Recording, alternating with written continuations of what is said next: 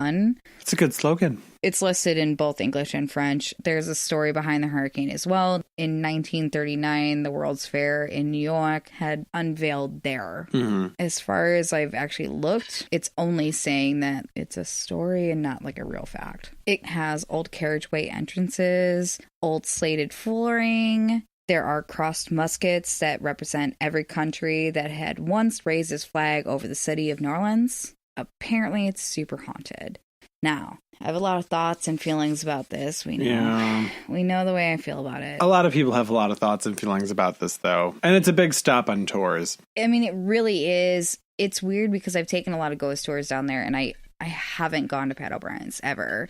It expanded in a very large way. They have this beautiful courtyard, and one of their claims of fame, there's a flame in the middle of this water feature. It's really pretty. They also like super famous for dueling pianos. They've added food. I mean, yeah, that definitely helps. Mm-hmm. But they also have like banquets and stuff like that. It's really pretty. That courtyard especially is cute. Yeah, like the whole of the bar is pretty cute.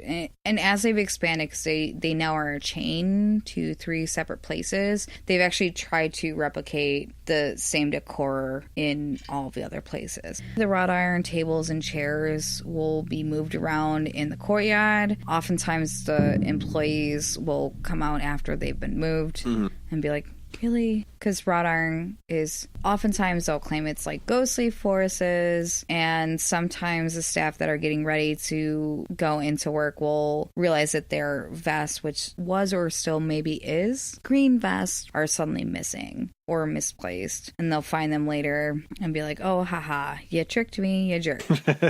I mean, there's a lot of feelings I have on this. I think that what you're saying is you could go either way. I could, yeah, for sure. Yeah. I want to believe in these items, but A skeptical believer. right. You know. The owners and the staff will a lot of times say that the piano bar and the ladies' room on the upstairs level are the most haunted areas in the entirety of it. But of course, because apparently all the restrooms in New Orleans are haunted. Well, all the restrooms in any haunted place are haunted, which still makes me giggle. Honestly, I have been brought every to time. so many places in New Orleans where there's like a fun story about the restroom being haunted, and half the time it's the same story. And I'm just like, oh, it's really funny that the same guy did the same thing here, that he literally did it at 4 other bars in the city. It's really funny. So which one is it? I kind of want to be a toilet ghost. That's how I kind of feel. I don't want to be Move there to Japan. They love toilet ghosts. I know. That's what I'm saying. Except for I don't. Yeah, I want to be Morning Morrow. I was Morning Morrow I did face paint for one of the book releases. The ghosts in the entirety of the bar are very active in the early hours. A lot of people hear footsteps. Sometimes there's cold spots, which clearly is common for any haunted place, especially if you think it's haunted. You'll be like, oh, I got chilly in this particular area. It may or may not have been directly under a vent, but okay. What are you talking about? Air conditioning? They don't have that. No, not in New Orleans, where it's humid most of the year. A worker had heard disembodied footsteps and had continued to set up the bar and like make sure that everything was being where obviously they needed to be to function correctly. Yeah. They'd hear the footsteps behind them every step of the way of them having set up. Wow. Mm-hmm. After a time, that same employee had heard the piano keys start tinkling and had looked around and was like, cool, one of my friends is messing with me. And he was still alone. Some guests in the piano area would also still hear the piano. I had watched something where they had a camera on the keys of the pianos, but had heard via EVP and also on a different recorder keys tinkling. But it's almost never the people that are directly in the room. It's people outside of the room where the piano is. Gotcha. In accordance to what I had watched. So like when you're not around and nobody's watching? Kinda.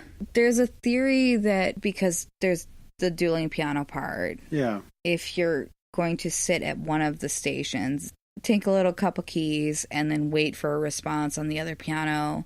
No one's seen keys move, but they hear the music. Like I said, normally it's outside of... Well, that could also be residual. Yes. I agree with the idea of residual, but I also kind of feel like you can make yourself believe anything. But they got it on video or what? They have it on EVP kind of ish. It's not a good EVP, though. It's not very good. It's almost one of those, when I had listened to it. Not all EVPs are good, though. Some are really, really wishy-washy. I wouldn't even say wishy-washy. I would say, sure. It If was someone like- had come up to me and been like, hey, you hear this, right? I'd go, sure, and then talk about them later. Yeah, but it's one of those things with really bad EVPs where it is wishy-washy. It's like the person presenting it to you and being like, oh, this is what's happening. This is what you're hearing. And it's like, I literally listened to it 10 times. Yeah, and like, how did you pick up on that? Exactly. Because that's not what I'm getting. And also, that's one of the things I have a lot of feelings on that. I almost feel like it's one of those like ghost hunter shows where they're like, hey, listen to my spirit box, and I'm going to play it for you first. Yeah. And the first time you listen to it, it's nothing. It's all garbage. But then they tell you. Or they put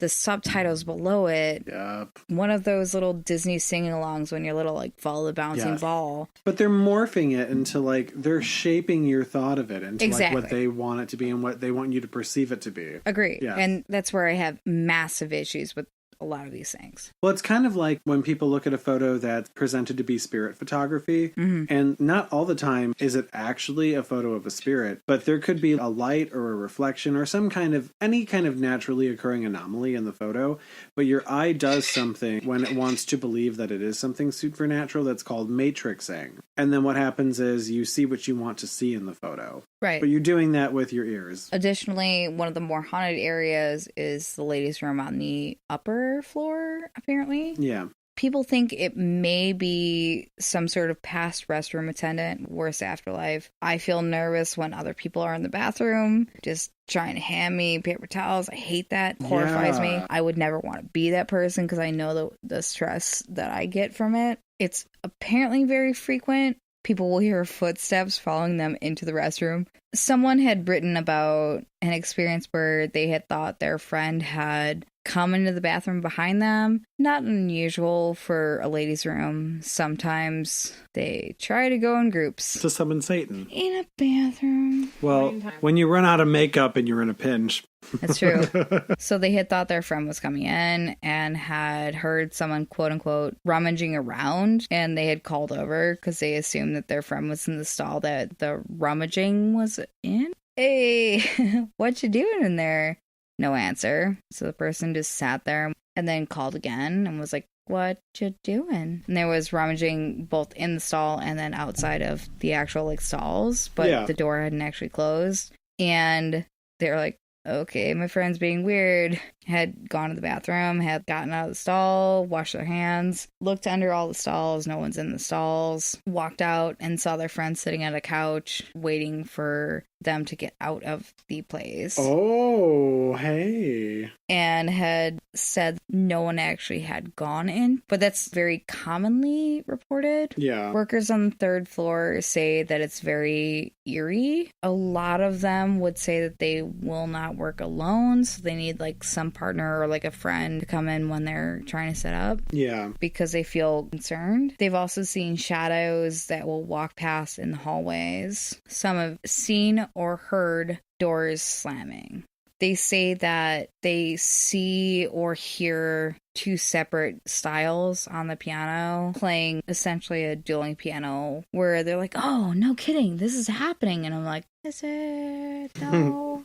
You'll care about this. It's very close to Rev Zombies. Oh, Reverend Zombie's Voodoo Shop. Yeah. Yeah. I love that place. People that love and continuously go to New Orleans would be avoiding Pat O'Brien's. Because it's touristy. Which I get. Yeah. Totally. But there's times that you can go there. And like one of their big draws too is they sell like that giant bag of the hurricane mix, which some people bring back. And I think it's like novelty, you know? Well, they also have a powdered version that you can mix. That's what I'm thinking of. Yeah. Weird thing is their hurricanes are so red. They're very really red. They're very sweet and very sugary. The recipe for them, aside from them actually adding like the 4 ounces of golden rum, which is I like the dark. When we make it there together one day, can we go get that ginormous, impossible to finish hurricane? We could just bring our own bottle of rum and it'll be fine and I'll pour it in. And I'm sure that we'll still be okay because we're both dead inside. Yeah. The thing about Pat O'Brien's is that they've tried to branch out. They've gone to San Antonio and also Orlando,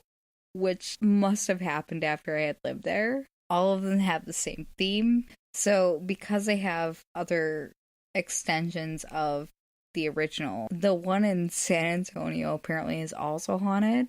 Yeah. It's very close to the Alamo. History. The thing that surprises them about it is that it not only is like super small, but it's almost encompassed in a lot of what looks like corporate buildings. It's something that's very old that's just almost placed inside of all of these new items and very corporate America items. But Pat O'Brien's is very close to it.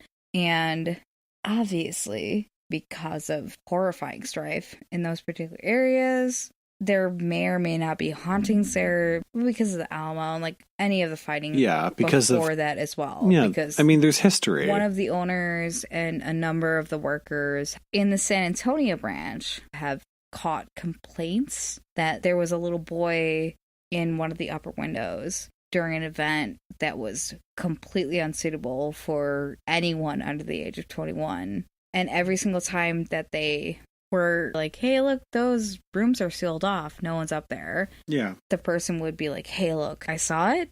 There's a boy up there. It's weird. They would get up to the secondary floor and they'd find palm prints of a small child on the window or like smeared across the window. One of the things that I had watch had cleaned all the windows, and at the end of their investigation was like, they're back. There was one handprint again. One of the people that was on the tour with them had put their hand next to it to kind of indicate the way that that handprint is small. For me, I remember doing the whole like side handprint, and then you just like, do you know what I'm talking about? Like, oh, when you take your hand, especially mine are very tiny hands. Yeah. But like you take them and you can like stamp. Yeah. And then you'll take your thumb and then your pinky.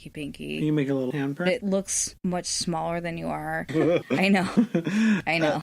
There's also piano music that just plays liltingly throughout the entirety of the place. And then in another place of that bar, there's a man in boots. I love it. Is he threatening or is he... I feel like he's usually threatened. I feel like boots are so threatening.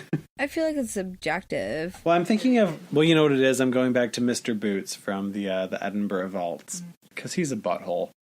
The quote is, nobody ever sees anybody. It's just a feeling of being looked at and being watched. Mr. Boots. He's so mean. No one's saying they feel massively they don't concerned. Feel threatened. Yeah. It's a banquet hall that oftentimes isn't rented out. Okay. They hear there's strange activity and they hear like stomping around or like at least footsteps behind them. Yeah. In what I was watching, they're like, these are footsteps. And it was another one of those things that I was like... Yeah. Well, you're telling me what I hear. Yeah. But it honestly sounds like someone just hitting a wall. It doesn't sound like the way that feet step. It sounds like I'm keeping a beat on the wall for shits and gigs. Yeah. I'm not trying to disprove this. I'm just weirdly not in favor of it. A lot of people says it's a, quote, heavy presence. Well, I mean, that's such a tough place to be to because I understand the feeling of going into a space and feeling something heavy, but there's also the factor of, did you hear that before you went into it, or did you feel that without knowing it? Right. Because paranormal in any area is going to be concerning if you already have a notion in your mind. Yes, absolutely. There's a tunnel that had led from the street into the actual restaurant. Several people during the rough and tumble days had been shot or beat up, and then some had frozen to death. Oh, it's usually warm there. Yeah, I've been there when it's been very cold. I know it snows there, but not like to quote RuPaul's Drag Race, but bitch, I am from Chicago. Yeah. I think it's interesting that they're associating the haunting to kind of travel. Well, when in actuality, it's like, no, I'm sorry, like the haunting of Pat O'Brien's is probably not traveling. Like this probably is location-based if it is a real thing. Right, but the piano part is weird. What I kind of skipped over was the child is assumed to be a child that had lived in the pharmacy that was in the area of which the bar is now, who had maybe been causing trouble for his parents and fucking around, doing whatever he was doing. Oh, so it was me. You didn't have a piano in your house when you were little, right? No, I just gave my parents a really hard time because I was a shitty teenager. I was a bad kid. That was a really good story. Was it?